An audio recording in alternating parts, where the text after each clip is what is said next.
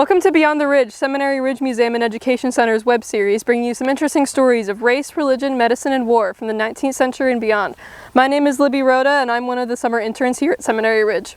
Today I'm going to be talking about women soldiers who had secretly fought in the Battle of Gettysburg, both in the Union Army and the Confederate Army. In total, there were about 5 known women here at Gettysburg, 2 with the Union and 3 with the Confederacy, though it is certainly possible there may have been more due to the need for secrecy among women who enlisted, as well as general lack of documentation.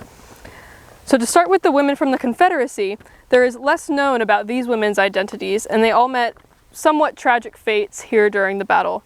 2 of these Confederate women were killed during Pickett's charge on day 3. Their bodies were found in the field close to one of the barns after the battle was over, and those who collected the bodies discovered that they were actually women, and they went undiscovered during that time. One woman's identity is also unknown, though she is reported as being there with her husband and him being shot down as well. The 2 of them were thought to have been close friends or even father and son due to this female soldier's youthful appearance. They thought that she was a younger boy and that she had followed her father into the war due to the common practice of young boys secretly enlisting as well. She is said to have had a young and innocent face, and she was seen as somewhat of a hero by the Confederacy, holding the Confederate flag up after she got shot until she physically couldn't anymore, falling down by one of the barns in the battlefield. There's actually some talk that only one Confederate woman was killed, and the 2 reports are the result of different information clashing and misleading with each other. Though it's hard to say, it is certainly possible that only one of them was killed. The 3rd Confederate soldier, who was a woman here at Gettysburg, ended up being taken as a prisoner of war by the Union Army, though her identity is also unknown and her whereabouts after the war also are lost to history.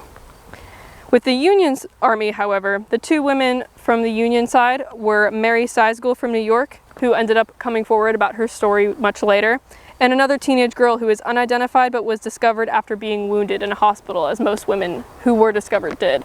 Both of them ended up surviving the battle and they went home safe, with Mary Seisgel opening up about her story much later.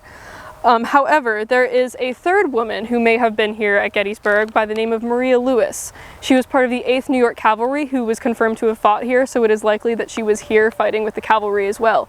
You can see in the background over here the 8th New York Cavalry Monument, and she had the alias of George Harris, whose name was inspired by a character in Uncle Tom's Cabin. She was an escaped enslaved woman who had donned the personality and was posing as a white man, and later revealed her identity until after the war, when she had befriended a family and she revealed her identity to them and they accepted her. So all 3 Union women who fought in the Battle of Gettysburg ended up surviving. The Confederate women did not meet such a kind fate. Thank you for tuning in to another installment of Beyond the Ridge. Once again, my name is Libby Roda, and we hope to see you on the ridge very soon. Is my stance okay? I feel like I was standing like this. Okay. Start whenever you're ready. Okay. Welcome to the...